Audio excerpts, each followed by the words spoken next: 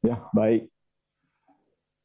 Sebelum kita memulai, ya, mari kita bersama-sama mendengarkan dulu syair-syair yang sudah kita jelaskan sebelumnya bersama eh, syair yang akan kita bahas pada hari ini. Ya, Karania Metasuta. Inilah yang seyogianya dilakukan oleh ia yang pangkas dalam hal-hal bermanfaat untuk mewujudkan keadaan damai. Ia seyogianya mampu, lurus, sungguh lurus, mudah dinasihati, lembut, dan tidak angkuh. Merasa puas, mudah disokong, sedikit kesibukan, hidup bersahaja, indria tenang, cermat, tidak sembrono, tidak menggayuti keluarga. Tak melakukan sesuatu sekecil apapun yang dapat dicela bijaksanawan lainnya. Semoga bahagia dan aman tentram. Semoga semua makhluk hidup bahagia.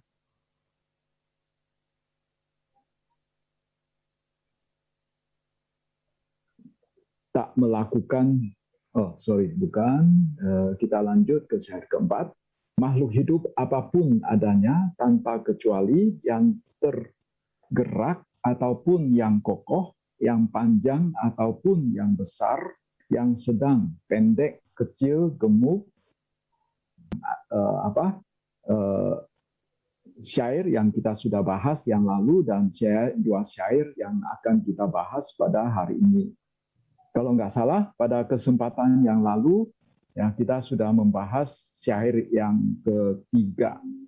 Jadi syair yang pertama, yang kedua itu adalah sejumlah hal yang seyogianya dilakukan supaya kita bisa memancarkan meta dengan baik, supaya kita bisa melakukan meditasi meta dengan baik. Dan kita tahu kan bahwa tujuan Sang Buddha membabarkan Karania Metasuta ini ada dua. Satu adalah supaya para biku yang sedang berwasa di hutan di kaki Gunung Himalaya pada saat itu, dengan membaca sutta ini, itu mereka bisa terhindar dari gangguan makhluk-makhluk yang tak tampak, ya, tidak terganggu oleh dewata-dewata yang ada di hutan itu, ya, di hutan pada saat itu. Dan tujuan yang kedua, supaya para biku bisa berlatih meditasi meta bawana. Tujuannya itu supaya nanti itu dengan meta bawana sebagai lantasan, lantas mereka bisa berlatih vipassana selanjutnya dan akhirnya bisa mencapai kesucian.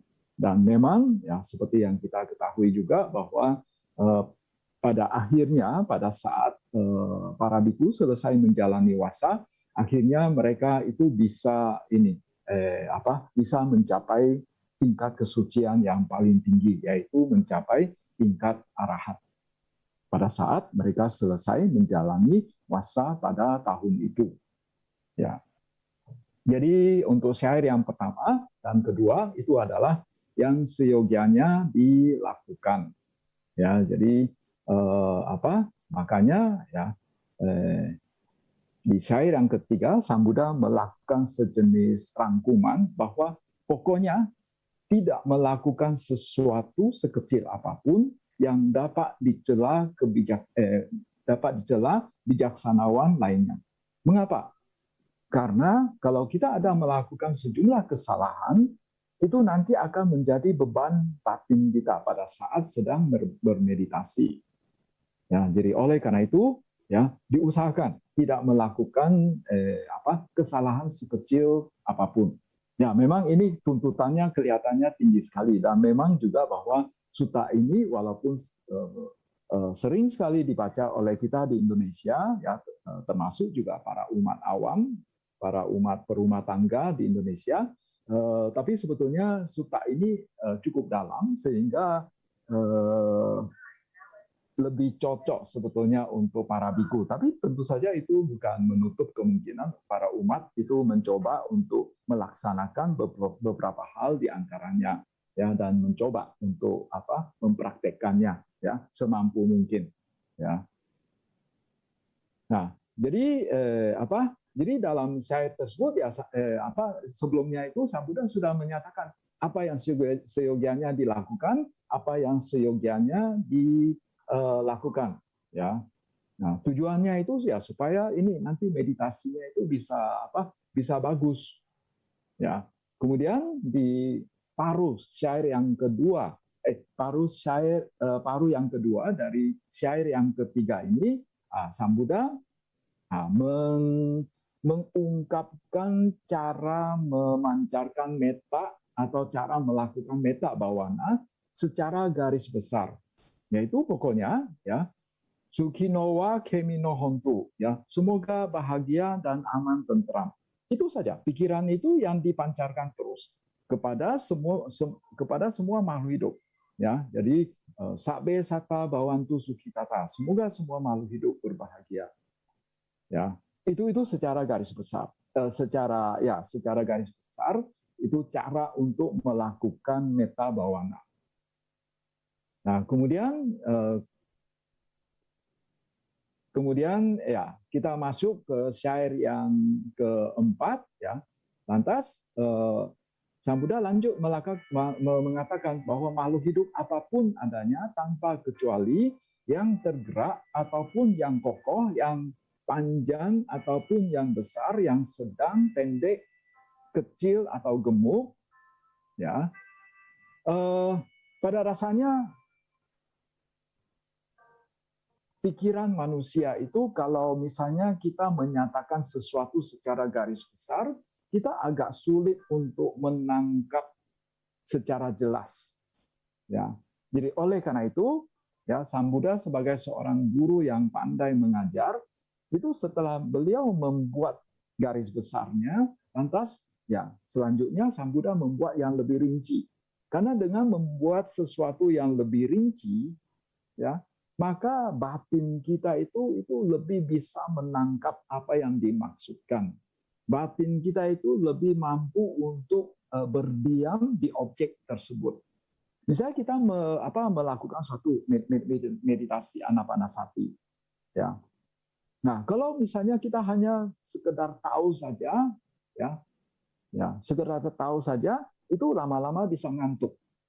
Tapi kalau misalnya kita mengamati sampai ke detail-detailnya, napasnya misalnya, itu sentuhannya, perubahannya bagaimana, sentuhan napasnya pada saat ini bagaimana, apakah cukup halus atau kasar, bagaimana, kita tahu secara rinci, maka nanti batin kita itu akan menjadi lebih mampu untuk lebih segar gitu, ya. Sati kita itu bisa lebih baik, kita lebih mampu untuk konsentrasi, ya. Dan batin kita itu lebih mampu untuk berdiam pada objeknya. Kalau tidak itu batin kita itu suka lari ke sana kemari. Kalau hanya tahu secara garis besar saja. Jadi oleh karena itu ya Sang Buddha dalam syair keempat dan seterusnya itu merinci apa yang dimaksudkan dengan semua makhluk hidup itu. Ya kan sebelumnya dikatakan semoga semua makhluk hidup bahagia. Nah, semua makhluk hidup itu apa saja? Nah, yaitu yang tergerak ataupun yang kokoh. Secara harafiah maksud itu makhluk hidup itu yang bisa bergerak atau yang hanya lebih banyak berdiam di tempat saja. Nah, tetapi ya oleh Atthakatha itu dijelaskan secara lain. Tapi sebelum kita lanjut, ya kita menjelaskan dulu baris yang pertama, Yekeci Pana Butati. Jadi makhluk hidup apapun adanya tanpa kecuali. Kalau dalam terjemahan bahasa Indonesia itu kita hanya terjemahkan Pana Buta itu sebagai makhluk hidup. Tapi sebetulnya pana buta itu terdiri dari dua kata, pana sama buta. Nah, oleh Atthakatha dalam buku komentar, pana itu ya, itu dijelaskan sebagai makhluk yang bernapas. Memang secara harafiah pana atau prana itu artinya napas, ya. Jadi pana itu ya bisa diartikan juga sebagai makhluk yang bernapas. Dan menurut buku komentar lagi itu adalah mereka makhluk-makhluk yang memiliki pancakanda. Sedangkan yang namanya buta itu adalah makhluk-makhluk yang hanya mempunyai satu kanda atau yang hanya mempunyai 4 kanda. Karena kita tahu bahwa pada dasarnya kalau berdasarkan jumlah kanda, makhluk hidup itu bisa dibagi menjadi 3 kelompok besar, yaitu pancakanda, 1 kanda saja, dan 4 kanda. Pancakanda itu ya yang pertama itu rupa, ya, jasmani, lalu yang kedua wedana, perasaan, yang ketiga itu adalah sanya atau persepsi, yang keempat itu adalah sangkara, ya, adalah bentuk-bentuk batin lainnya. Ya. Kemudian yang kelima itu adalah kesadaran. Nah, jadi itu adalah makhluk yang memiliki lengkap lima kanda. Ya, tidak ada makhluk yang memiliki 6 kanda, maksimal 5 kanda. Jadi contoh makhluk hidup yang memiliki pancakanda, misalnya yang paling bawah dulu, yang makhluk yang terlahir di alam neraka, kemudian yang terlahir sebagai binatang, yang terlahir sebagai peta, ya, yang terlahir sebagai asura, yang terlahir sebagai manusia, yang terlahir sebagai sebagian dewa, ya, sebagian dewa, lalu sebagian Brahma. Nah, itu yang makhluk yang memiliki pancakanda. Kemudian buta, itu menurut buku komentar, adalah makhluk yang hanya memiliki 1 kanda saja. Makhluk yang hanya memiliki 1 kanda, yaitu asalnya satta. Hanya 1 macam saja, ya, hanya 1 jenis makhluk saja, yaitu asalnya satta. Mereka hanya memiliki jasmani saja. Ya, tapi mereka termasuk makhluk yang berada di alam Brahma, ya, termasuk Brahma, alam Brahma. Mengapa? Ya, karena ya pada saat kelahiran sebelumnya, waktu mereka terlahir sebagai manusia, itu ketika mereka sudah memiliki jana, mereka memiliki pandangan salah bahwa gara-gara saya memiliki batin, gara-gara saya memiliki perasaan, sehingga saya menderita. Kan penderitaan itu adalah perasaan. Jadi kalau tidak ada lagi perasaan, ya mana ada penderitaan? Mereka berpikir demikian. Ya. Nah, lantas ya akhirnya ya mereka ini berpikir, mereka bertekad bahwa semoga nanti setelah meninggal saya tidak memiliki lagi batin, ya, sehingga saya tidak akan menderita. Ya, akhirnya ya terjadi, ya, karena mereka memiliki jana, dan mungkin mereka pada saat itu mereka bisa mempertahankan jana mereka sampai menjelang ajal. Jadi akhirnya mereka terlahir hanya memiliki jasmani saja, tapi di alam Brahma, ya, hidup sebagai seorang sanya satta. Jadi sama seperti seseorang yang ini, yang hidupnya mungkin banyak mengalami penderitaan, lantas dia berpikir gara-gara saya hidup, saya menderita. Udah, saya tidak usah hidup saya tidak usah hidup saja, saya mati saja. Ya, saya mati saja. Akhirnya dia bunuh diri. Ya, ya, memang tampak ya sekilas seolah-olah setelah bunuh diri, ya, dia tidak menderita. Tapi kita yang memiliki pengetahuan Dhamma, kita tahu bahwa setelah dia bunuh diri, sebetulnya dia masih akan terlahir kembali. Dan ketika terlahir kembali, bagi mereka yang bunuh diri, karena kondisi batin yang tidak bagus pada saat menjelang meninggal, sehingga mereka akan terlahir di alam menderita, terutama terlahir sebagai peta. Jadi mereka itu memang mengakhiri hidup mereka dalam kelahiran ini, ya, sudah terbebas dari penderitaan di dalam kelahiran ini, tapi dalam kelahiran berikut tetap akan menderita. Demikian pula yang asalnya satta. Asalnya satta, ya, walaupun mereka ketika terlahir sebagai asalnya satta tidak menderita, tapi yang namanya asalnya satta itu juga walaupun usianya panjang sekali, karena mereka hidup sebagai apa Brahma. Brahma itu usianya panjang sekali. Jadi tapi suatu saat mereka tetap akan meninggal. Jadi setelah meninggal dari alam Brahma itu, ya mereka tetap akan terlahir kembali sebagai makhluk hidup dan ya akan mengalami penderitaan lagi. Ya, sejauh mereka belum mencapai sejauh mereka belum mencapai ini tingkat kesucian paling tinggi, ya. Nah, itu adalah asalnya sata, yang makhluk hidup yang hanya memiliki satu khanda saja. Kemudian makhluk yang memiliki 4 khanda itu yaitu ini Brahma yang hanya memiliki arupa Brahma namanya, yaitu Brahma yang hanya memiliki 4 khanda, yaitu Vedana, hanya memiliki batin saja, tidak memiliki jasmani, ya. Yaitu hanya memiliki Vedana, perasaan, persepsi, kemudian bentuk-bentuk batin lainnya, dan kesadaran. Ya, kemudian tentang istilah pana dan buta ini, ya kadang-kadang istilah buta ini juga diterjemahkan atau ditafsirkan sebagai makhluk halus. Misalnya waktu kita membaca etawata, ya, sakbe sata, sakbe dewa, lalu sakbe buta. Ya, kalau sakbe sata itu semua makhluk hidup. Ya, misalnya etawata caam hehi sambatan punya sampadang sakbe dewa numodantu sabba sampati sidia. Ya, ya. Jadi sakbe sata semua makhluk hidup. Kemudian sakbe dewa semua dewa. Nah, sakbe buta ya biasanya itu di Indonesia diterjemahkan sebagai semua makhluk halus. Ya, jadi istilah buta ini memang sangat mempunyai banyak terjemahan.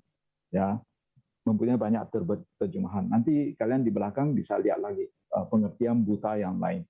Ya, jadi tapi dalam konteks ini oleh buku komentar itu ditafsirkan sebagai mereka yang memiliki 1 khanda dan 4 khanda.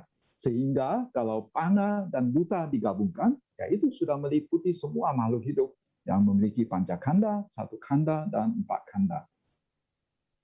Ya, jadi karena hanya ada 3 kelompok itu, yaitu panca khanda, 1 khanda, dan 4 khanda.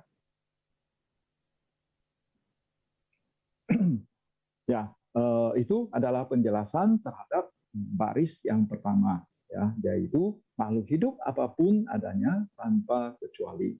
Kemudian yang tergerak ataupun yang kokoh. Tadi sudah juga dijelaskan bahwa secara harfiah berarti makhluk yang bisa bergerak atau makhluk yang lebih banyak berdiam diri, ya, lebih banyak berdiam di tempat, ya. Misalnya kalau nggak salah di lautan itu ada sejenis makhluk laut gitu hanya berdiam di tempat. Saya lupa istilahnya namanya apa. Ya, ya. Tapi di sini di dalam buku komentar, ya, tasawa, hawarawa itu diterjemahkan, ya, yang tergerak. Maksudnya itu adalah yang masih tergerak oleh nafsu keinginan, yang masih tergerak oleh rasa takut. Berarti itu adalah mereka yang belum mencapai tingkat kesucian. Ya. Ya, yang belum yang belum mencapai tingkat kesucian. Ya, sedangkan yang kokoh, ya, yang kokoh adalah mereka yang sudah menanggalkan, ya, segala nafsu keinginan dan segala rasa takut. Ya, dengan kata lain, yaitu mereka yang sudah mencapai tingkat kesucian yang paling tinggi, yaitu tingkat arahat. Ya, jadi itu yang dimasukkan. Ya, jadi sekali lagi Yang dimasukkan dengan yang tergerak itu adalah mereka yang belum mencapai kesucian paling tinggi, yaitu belum mencapai kesucian arahat. Sedangkan mereka yang kokoh itu adalah mereka yang uh, sudah mencapai tingkat kesucian paling tinggi. Ya, jadi mulai dari syair ini Sang Buddha mulai menjelaskan yang dimasukkan dengan semua makhluk hidup itu apa. Yang baris pertama itu berdasarkan khanda, ya, yang memiliki 5 khanda, 1 khanda dan 4 khanda. Nah, baris yang kedua berdasarkan tingkat kesucian. Yang sudah mencapai tingkat kesucian paling tinggi sama yang belum mencapai tingkat kesucian yang paling tinggi. Kemudian di baris yang ketiga dan keempat itu berdasarkan besar kecil tubuhnya atau berdasarkan panjang pendek tubuhnya, berdasarkan kegemukan atau kekurusan dari tubuh mereka. Jadi ya, yang panjang ataupun yang besar, yang sedang, pendek, kecil atau gemuk. Nah, contoh dari makhluk yang panjang misalnya apa? Yaitu naga. Ya, naga. Memang ya naga ini harus memiliki kemampuan khusus baru bisa melihatnya. Ya. Kemudian ada sejumlah ikan-ikan besar, ya, mungkin ikan paus, ya, dan ikan-ikan lainnya di samudra luas itu ikannya biasanya besar-besar, ya, panjang-panjang. Nah, itu juga termasuk juga namanya di sini diterjemahkan sebagai sejenis lipan yang besar. Saya curiga ini jangan-jangan ini dinosaurus, ya, karena lipan kan mirip sama dinosaurus. Jadi ya, sejenis bukan lipan, ya, apa namanya, lizard itu apa ya, sejenis komodo gitu, ya, sejenis komodo.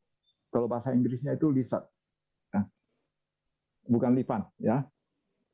Ya, bisa jadi ini maksudnya itu adalah sejenis dinosaurus. Kemudian pokoknya makhluk-makhluk yang ukurannya itu sangat panjang, ya, termasuk yang ada di dalam samudra, ya, dan ya, itu yang dimasukkan dengan makhluk yang panjang. Kemudian makhluk yang besar, ya, misalnya di laut, ya, ikan, ya. Jadi suatu makhluk bisa berdasarkan ukuran panjang, bisa juga besar secara keseluruhan. Kemudian yang besar itu di lautan itu juga misalnya ini kura-kura, ya. Mungkin di zaman dulu itu mungkin juga sampai sekarang masih ada kura-kura yang ukurannya sangat besar, ya, di lautan. Ya. Kemudian kalau di darat, ya, itu termasuk gajah, ya. Gajah itu yang dimasukkan sebagai makhluk yang besar.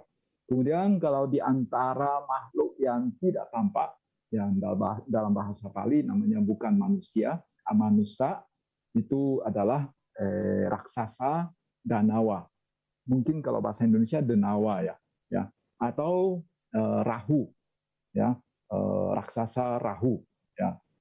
Di dalam dongeng, ya, di dalam legenda di India itu seringkali dikatakan kalau terjadi gerhana bulan itu berarti sang raksasa rahu sedang makan bulannya, ya. Tapi kalau menurut penjelasan ilmiah, ya, sebetulnya itu adalah fenomena alam, ya. Tapi kalau menurut penjelasan tradisi di India itu dikatakan rahu menelan bulannya sehingga terjadi gerhana bulan, ya. Ya, itu yang dimasukkan dengan yang panjang ataupun yang besar. Sekarang yang sedang, ya, yang sedang misalnya, ya, yang sedang misalnya kuda, ya, sapi, ya, kerbau, kemudian babi dan lain sebagainya. Kemudian yang pendek, ya, sedang di sini itu maksudnya itu ukuran panjang atau pendek gitu, ya. Nah, yang pendek itu ya pokoknya segala makhluk yang ukurannya pendek, ya, misalnya manusia cebol misalnya, ya, manusia cebol Kemudian ya pokoknya yang bukan masuk kategori panjang atau sedang. Ya. Kemudian yang ini apa? Yang kecil, ya, yang kecil, ya anuka, ya anuka itu yang kecil, ya. Yang kecil itu maksudnya itu yang tidak bisa dilihat dengan mata biasa, hanya bisa dilihat dengan mata dewa. Ya, misalnya kutu-kutu yang ada di air, ya, yang badannya sangat halus, ya, sehingga dengan mata biasa itu agak sulit untuk melihatnya. Ya, kutu-kutu di air, ya. Kemudian yang gemuk, ya, gemuk, gemuk itu yang secara ininya, apa ya? Potongan melintangnya itu ukurannya besar. Nah, itu yang dimasukkannya itu gemuk. Di sini diberi contoh ini apa? Kerang ya, kerang-kerangan. Mungkin di lautan besar juga ya.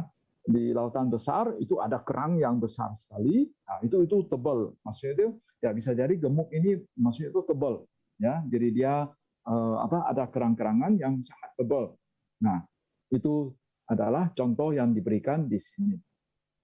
Ya, prinsipnya itu ya. Jadi sekali lagi ya apa Sang Buddha ya menjelaskan berbagai jenis makhluk hidup ya.